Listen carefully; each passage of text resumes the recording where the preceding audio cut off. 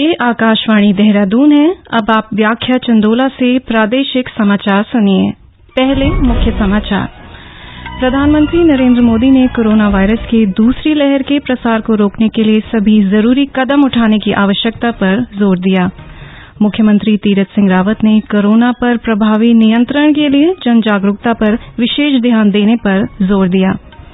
प्रदेश की मुख्य निर्वाचन अधिकारी सौजन्या ने अधिकारियों को सल्ट विधानसभा के उपचुनाव शांतिपूर्ण संपन्न कराने के निर्देश दिए और मुख्यमंत्री ने सभी 11 मंत्रियों को विभागों का आवंटन किया। वित्त, ऊर्जा और स्वास्थ्य जैसे महत्वपूर्ण विभाग अपने पास रखे।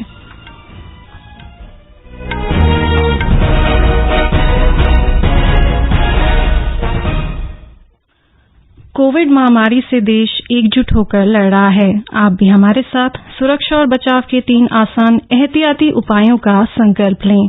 मास्क पहनें, 2 गज दूरी है जरूरी, सुरक्षित दूरी बनाए रखें, हाथ और मुंह साफ रखें। और अब समाचार विस्तार से। प्रधानमंत्री नरेंद्र मोदी ने कोरोना वायरस के दूसरे लहर के प्रसार को रोकने के लिए सभी जरूरी कदम उठाने की आवश्यकता पर जोर दिया है।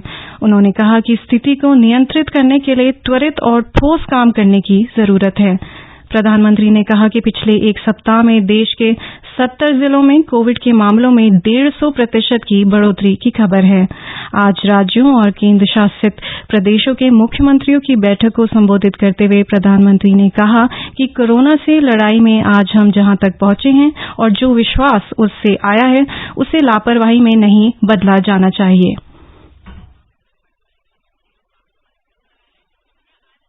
देश के 70 जिलों में तो पिछले कुछ हफ्तों में यह वृद्धि 150% से भी ज्यादा है, 150% से ज्यादा। अगर हम इस बढ़ती हुई महामारी को यही नहीं रोकेंगे तो देशव्यापी आउटब्रेक की स्थिति बन सकती है। हमें कोरोना की उस उभरती हुई सेकंड पीक को तुरंत रोकना ही होगा और इसके लिए हमें क्विक और डिसाइसिव कदम उठाने होंगे। कोरोना की लड़ाई में हम आज जहां तक पहुंचे हैं उसमें और उससे जो आत्मविश्वास आया है, ये आत्मविश्वास, हमारा कॉन्फिडेंस ओवर कॉन्फिडेंस भी नहीं हो जाना चाहिए। हमारी ये सफलता लापरवाही में भी नहीं बदलनी चाहिए। हमें जनता को पैनिक मोड में भी नहीं लाना है। एक भय का साम्राज्य फैल जाए ये भी स्थिति नहीं लानी है और कुछ सावधानियां बरत करके, कुछ इनिशिएटिव लेकर के हमें जनता को परेशानी से मुक्ति भी दिलानी। अपने प्रयासों में हमें अपने पुराने अनुभवों को शामिल करके रणनीति बनानी होगी। हर राज्य के अपने अपने प्रयोग हैं, अच्छे इनिशिएटिव हैं। कई राज्य दूसरे राज्यों से नए नए प्रयोग सीख भी रहे हैं, लेकिन अब 1 साल में हमारी गवर्नमेंट मशीनरी को नीचे तक ऐसी स्थितियों में कैसे काम करना करीब ट्रेनिंग हो चुकी। अब हमें प्रोएक्टिव होना जरूरी है। प्रधानमंत्री ने कहा कि लोग भयभीत न हो। उन्होंने पिछले 1 वर्ष से जारी टेस्ट, ट्रैक एंड ट्रीट, जांच, संपर्क और उपचार के बारे में समान रूप से गंभीर होने पर भी जोर दिया। प्रधानमंत्री ने मुख्यमंत्रियों से अपील की है कि वायरस के प्रसार को रोकने के लिए वे छोटे कंटेनमेंट जोन बनाने पर ध्यान केंद्रित करें। कोरोना पर प्रधानमंत्री नरेंद्र मोदी के साथ हुई बैठक में मुख्यमंत्री तीरथ सिंह रावत ने भी प्रतिभाग किया। बैठक के बाद सचिवालय में आयोजित बैठक में मुख्यमंत्री ने अधिकारियों को निर्देश दिए कि कोरोना पर प्रभावी नियंत्रण के लिए जन जागरूकता पर विशेष ध्यान दिया जाए और कोविड टीकाकरण अभियान मिशन मोड पर चलाया जाए। उन्होंने कहा कि आवश्यकता पड़ने पर वैक्सीनेशन सेंटर बढ़ाए जाएंगे। उन्होंने लोगों को 2 गज दूरी, मास्क की अनिवार्यता और स्वच्छता के प्रति जागरूक करने पर जोर दिया। मुख्यमंत्री ने कहा कि RT-PCR टेस्टिंग बढ़ाने की जरूरत है। इससे पहले मंगलवार को हुई बैठक में मुख्यमंत्री ने पर्वतीय क्षेत्रों की भौगोलिक स्थिति को ध्यान में रखते हुए सुदूरवर्ती क्षेत्रों तक वैक्सीनेशन कार्यक्रम करने और इसके व्यापक स्तर पर प्रचार प्रसार करने की जरूरत बताई। उन्होंने वैक्सीनेशन कार्यक्रम को न्याय पंचायत स्तर तक संचालित करने के निर्देश दिए। उन्होंने कहा कि इसके लिए सभी जिलों को प्रभावी कार्य योजना के साथ कार्य करना होगा। मुख्यमंत्री ने घटिया सड़क निर्माण मामले में लोक निर्माण विभाग के 2 अभियंताओं को निलंबित करने के निर्देश दिए हैं। विभाग के प्रमुख सचिव ने दोनों अभियंताओं को निलंबित करने के आदेश निर्गत किए हैं। मुख्यमंत्री ने इस मामले की जांच भी बैठा दी है। ये समाचार आप आकाशवाणी देहरादून से सुन रहे हैं। प्रदेश की मुख्य निर्वाचन अधिकारी सौजन्या ने अधिकारियों को सल्ट विधानसभा के उपचुनाव शांतिपूर्ण और त्रुटि रहित निर्वाचन संपन्न कराने के निर्देश दिए।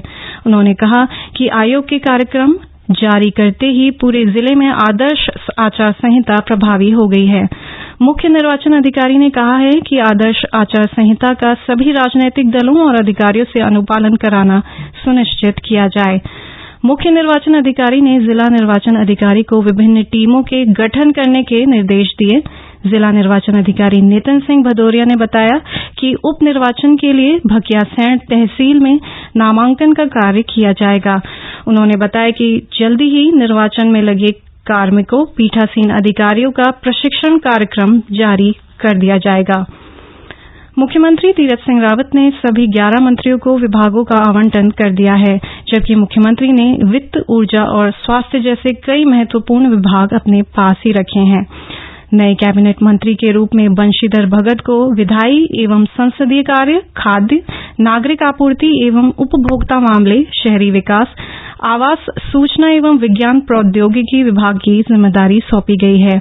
बिशन सिंह चुफाल को पेयजल, वर्षा जल संरक्षण, ग्रामीण निर्माण एवं जनगणना विभाग दिया गया है। गणेश जोशी को सैनिक कल्याण, औद्योगिक विकास, लघु, सूक्ष्म एवं मध्यम उद्योग एवं खादी व ग्रामोद्योग दिया गया है। वहीं 3 राज्य मंत्री स्वतंत्र प्रभार को भी विभाग का आवंटन किया गया है, जिसमें स्वामी यतीश्वरानंद को भाषा, पुनर्गठन, गन्ना विकास एवं चीनी उद्योग का दायित्व दिया गया है। शेष मंत्रियों के कार्यभार को लगभग यथावत रखा गया है। हेमकुंड साहिब मैनेजमेंट ट्रस्ट ने इस वर्ष हेमकुंड साहिब के कपाट 1 जून के बजाय 10 मई 2021 को खोलने का निर्णय लिया है। अब हेमकुंड साहिब की यात्रा 10 मई से शुरू हो जाएगी। पिछले वर्ष यात्रा कोविड के कारण बाधित रही थी।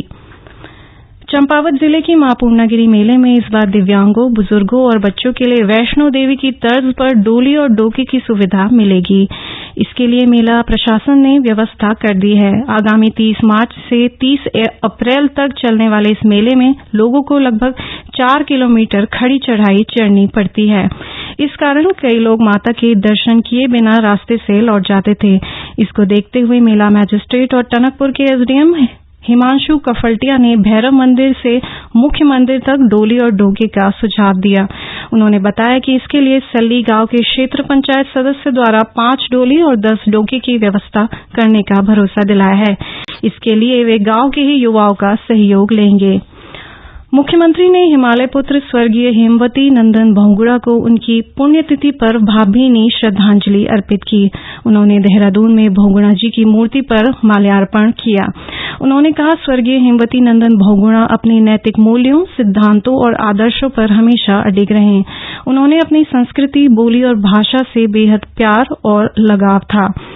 प्रदेश कांग्रेस कमेटी के उपाध्यक्ष सूर्यकांत धस्माना के नेतृत्व में पार्टी के नेताओं और कार्यकर्ताओं ने स्वर्गीय बहुगुणा को श्रद्धांजलि दी। इस अवसर पर गोष्ठी का आयोजन भी किया गया।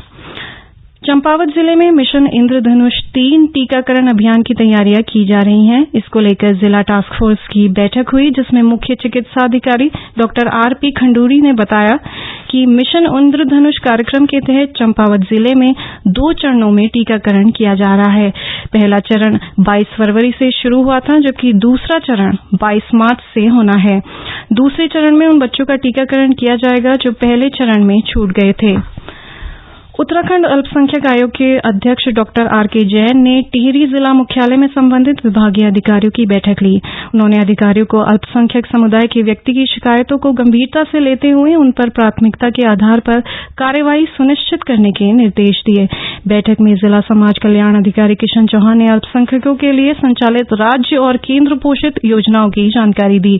अध्यक्ष अल्पसंख्यक आयोग ने बैठक में उपस्थित लोगों को संबोधित करते हुए कहा कि अल्पसंख्यक समुदाय के प्रत्येक व्यक्ति के अधिकारों और सुरक्षा सुनिश्चित कराने का दायित्व आयोग का है। विधानसभा अध्यक्ष प्रेमचंद अग्रवाल ने उत्तराखंड के राज्य दिव्यांग सलाहकार बोर्ड में 3 विधायकों को बतौर बोर्ड के सदस्यों के रूप में नामित किया है। इनमें विधायक खजान दास, आदेश चौहान और चंद्रा पंत शामिल हैं। इसकी अधिसूचना भी जारी कर दी गई है। अंत में मुख्य समाचार एक बार फिर।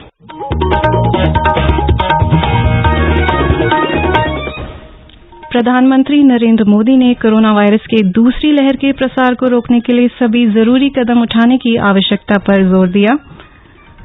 मुख्यमंत्री तीरथ सिंह रावत ने कोरोना पर प्रभावी नियंत्रण के लिए जन जागरूकता पर विशेष ध्यान देने पर जोर दिया। प्रदेश की मुख्य निर्वाचन अधिकारी सौजन्या ने अधिकारियों को सल्ट विधानसभा के उपचुनाव शांतिपूर्ण संपन्न कराने के निर्देश दिए और मुख्यमंत्री ने सभी 11 मंत्रियों को विभागों का आवंटन किया। वित्त, ऊर्जा और स्वास्थ्य जैसे महत्वपूर्ण विभाग अपने पास रखे। इसी के साथ प्रादेशिक समाचार समाप्त हुए। नमस्कार।